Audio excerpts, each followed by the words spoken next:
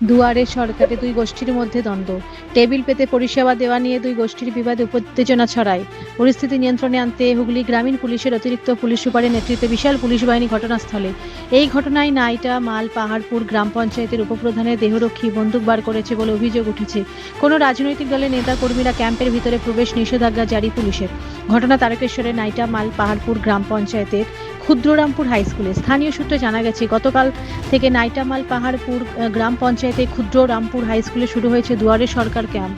গতকাল নির্বিঘ্নে ক্যাম্প পরিচালিত হলেও বৃহস্পতিবার সকালে ক্যাম্প শুরু হতে তৃণমূলে দুই গোষ্ঠীর বিবাদ শুরু হয়। মূলত সাধারণ মানুষকে ক্যাম্প থেকে তৃণমূলে কোনো গোষ্ঠী পরিষেবা দেবে এই নিয়ে দুই গোষ্ঠীর মধ্যে বিবাদ চরমে ওঠে।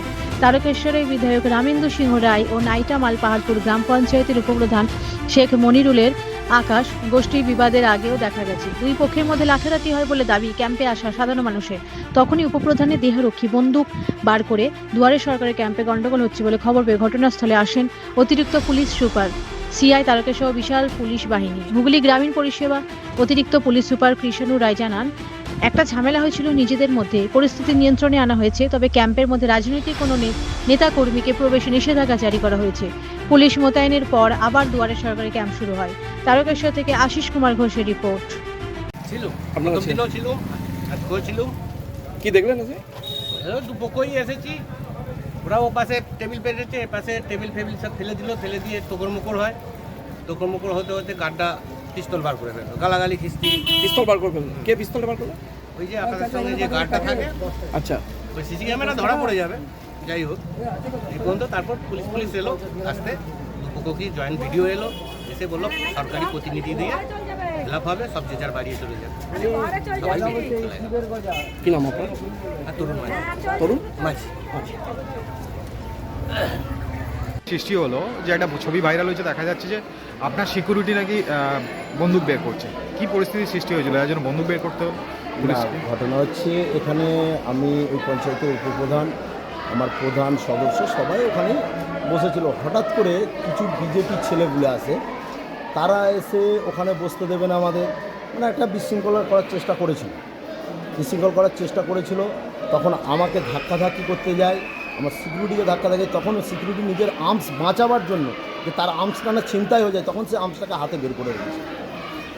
এটাই ঘটনা। তারপর পুলিশ নিয়ন্ত্রণে নিয়ে আসে। অন্যদিকে আরেকটা অভিযোগ আছে, বিধায়ক যারা গোষ্ঠী আছে, যারা বিধায়ক তৃণমূল করেন বিধায়কের হাত ধরে, তাদের অভিযোগ তাদেরকে নাকি তাদের মহিলা কর্মীদের ওপর আক্রমণ করা হয়েছে, তাদের বিরুদ্ধে আপনারা তাদেরও গায়ের হাত দিয়েছেন, এরকম আপনাদের বিরুদ্ধে অভিযোগ আসছে। নিশ্চয়ই যদি ওই ফুটেজটা বের করতে পারে, আর্মসের ফুটেজটা, নিশ্চয়ই ফুটেজটাও বের করবে, তাহলে আপনারাই দেখে নেবেন। যদি বিধায়কের গোষ্ঠী এই কথা বলে থাকে, আমার জানা নেই এখানে তৃণমূল কংগ্রেসের কোনো গোষ্ঠী আছে বলে। বিজেপির কোনো কিছু ছেলে, যেমন আমি নাম বলে দিচ্ছি, বিরাজ বন্দ্যোপাধ্যায় 2023 সালে যখন এখানে গোবরহাড়াতে যখন শুভেন্দু অধিকারী এসেছিল, স্টেজ পরিচালনা করছিল, তাহলে সেই লেভেলে বিজেপির নেতা, তবে সে স্টেজ পরিচালনা করছিল, সে ঝামেলাটা করেছে। এ বিধায়কের গোষ্ঠীর কি আমার জানা নেই। বিরাজ বন্দ্যোপাধ্যায় নিজে স্বীকার করছে সে তৃণমূলের লোক এবং তার স্ত্রীকেও নাকি হেনস্থা করা হয়েছে। কেউ কাউকে হেনস্থা করেনি। যদি সে বিজেপির সেই লিডার যদি বিধায়কের গোষ্ঠীর লোক হয়, তাহলে বিধায়কের গোষ্ঠী, আমার জানা নেই, সেটা বিধায়ক ভালো বলতে পারবেন, আমার জানা নেই। আমার মমতা বন্দ্যোপাধ্যায়ের দুয়ারে সরকার চলছে মানুষের উন্নয়নের জন্য, মানুষের কাজের জন্য। তাতে আমাদেরকে যে কোনো মূল্যে মানুষকে পরিষেবা দিতে হবে, সেই কাজ আমরা করে যাচ্ছি। নামটা বলুন। শেখ মনিরুল, উপপ্রধান, নাইটামাল পাহাড়পুর গ্রাম পঞ্চায়েত। আপনার যে সিকিউরিটি আছে উনি কি রাজ্য সরকারের? হ্যাঁ, রাজ্য সরকার। কতদিন আগে আপনাকে সিকিউরিটি দেওয়া হয়েছে? আমাকে দেওয়া হয়েছে আজ কম বেশি 1 বছর প্লাস হয়ে গেল। আপনি কি আবেদন করে পেয়েছিলেন নাকি? না, যখন আমার একজন সহকর্মী আমার পঞ্চায়েতের সঞ্চালককে আচমকা ওই বিজেপির ছেলেরাই হামলা করে তাকে প্রাণে মেরে দেওয়ার চেষ্টা করা হয়েছিল, আমাকেও মেরে দেওয়ার চেষ্টা করা হয়েছিল।